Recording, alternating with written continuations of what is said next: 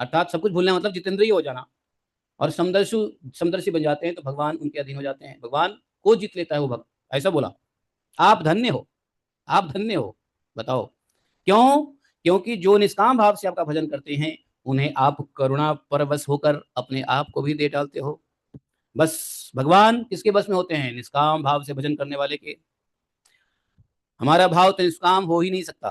पता नहीं इस जन्म में तो नहीं हो सकता, मुझे लगता है इस जन्म में तो निष्काम भाव से भजन हो ही नहीं सकता।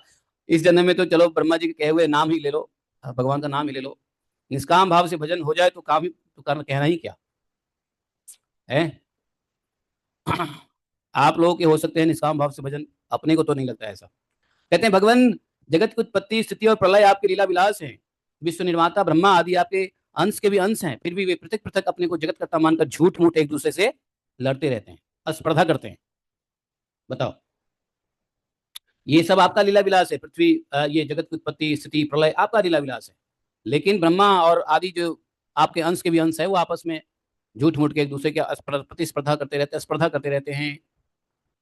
नन्हे से नन्हे परमाणु से लेकर बड़े से बड़े महातत्व पर्यंत संपूर्ण वस्तुओं के आदि अंत और मध्य में आप ही हैं।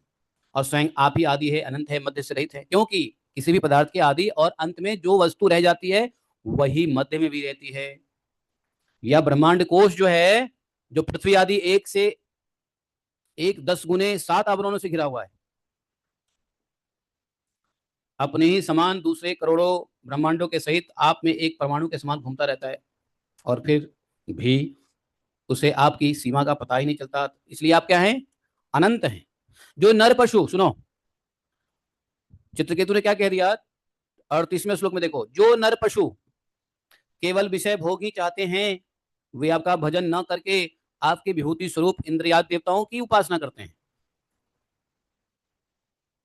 तो चित्रकेतु ने कहा कि लोग देवताओं की उपासना क्यों करते हैं? है?